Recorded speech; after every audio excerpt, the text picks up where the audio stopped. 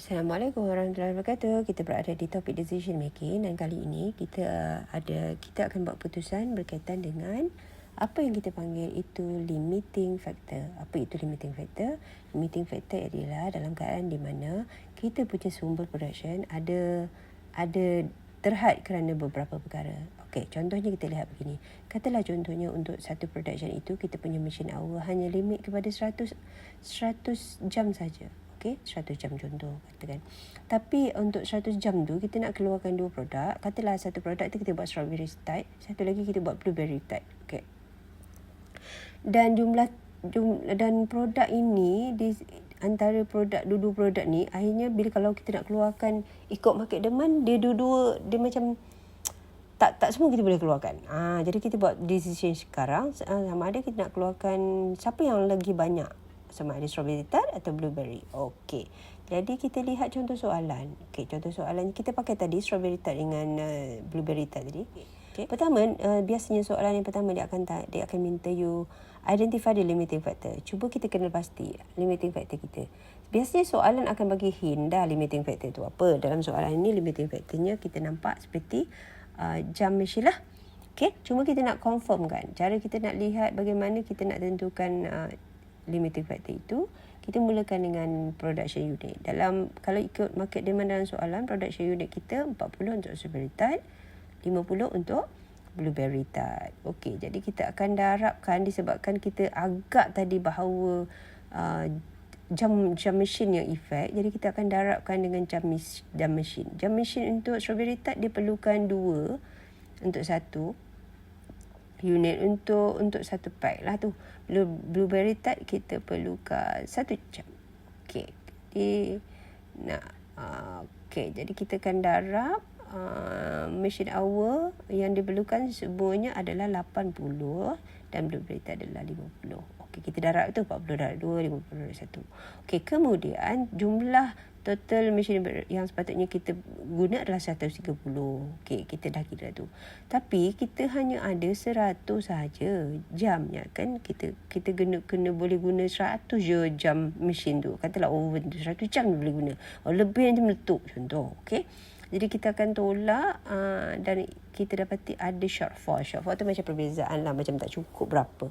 So dalam kes ni tak cukup 30. So kita dapat dalam analisis yang kamu lihat sekarang, kita dapat confirmkan bahawa yang memang limit dalam kes ni adalah machine hour. Okay. Alright, sekarang kita nak buat soalan yang kedua. Soalan yang kedua dia suruh kira contribution margin bagi setiap produk tadi tu. Okay, kita nak kira contribution margin. Seperti pelajar-pelajar sekalian tahu, contribution margin adalah selling price tolak dengan variable. Kita mula kira, so selling price untuk strawberry tart dengan blueberry ni masing-masing 25 dengan 22. And then kita tolak dengan variable cost. Variable cost dalam kes ni masing-masing 15 dan 14. Dan kita akan dapat contribution margin masing-masing lah. Strawberry 10 dan blueberry tart tolak tu kan. So kita dapat masing-masing. Kita masih lagi belum boleh buat decision sekarang hanya dengan melihat contribution margin per unit kerana ia masih belum tepat sebab kita tidak membandingkan dengan sumber-sumber kita yang limit. Jadi kita perlu bahagi dengan sumber yang kita yang limit tadi. Okey. Untuk bahagikan kita ambil keperluan jam seunit bagi produk tersebut yang tadi tu. Macam dalam kes ni 2 dan 1 kita bahagi dan kita akan dapat lagi satu contribution margin yang kita panggil namanya contribution margin.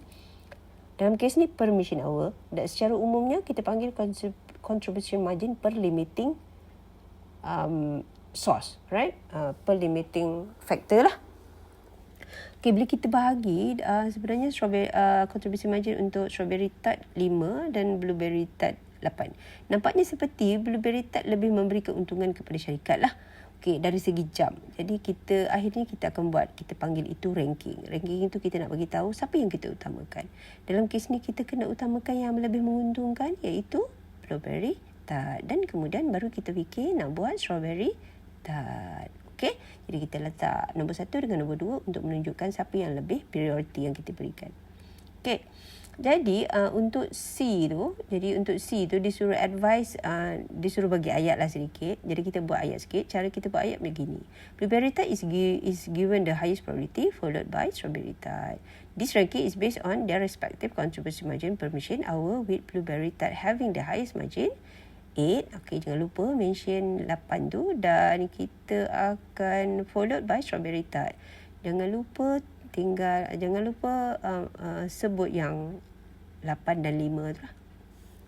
Okay, saya highlightkan di situ perkataan-perkataan yang penting yang perlu dimasukkan dalam cara kita membuat ayat untuk memberi nasihat. Okay, bagaimana kita nak tentukan ranking. Okay, seterusnya kita akan nak jawab soalan D. D itu disuruh kira calculate the unit of product to be produced. Kita kira berapa produk nak keluarkan. Okey, dalam kes ni kita akan utamakan yang prioriti yang kita yang pertama. Jadi kita akan mulakan dulu. By the way, kita akan mulakan dulu dengan nilai limited jam machine hour yang kita limit tadi 100. Kita mulakan, dan kita akan mula dengan produk yang kita nak kita beri prioriti, iaitu blueberry tart. Okey, blueberry tart yang pertama, kita akan ikut saja market demand bagi blueberry tart. Dalam kes ni adalah 50. Dan untuk keluarkan blueberry tart, kita perlukan 1 jam setiap unit. Jadi jumlah jam yang diperlukan untuk keluarkan blueberry tart adalah 50 jam. Okey. Jadi bila kita dah guna 50 jam, kita ada 100, kita tolaklah 100 tolak 50, jadi kita dapat baki 50. Dan 50 inilah kita akan gunakan kesemuanya untuk menghasilkan strawberry tart. Jadi kita akan bermula dengan 50 baki tu, dan kita akan letakkan 50 tu di kolom machine hours required. Okey, kita letak di kolom tu. Dia macam backward. Kita letak dulu. Maknanya kita nak pastikan kita mesti guna 50 tu sampai habis.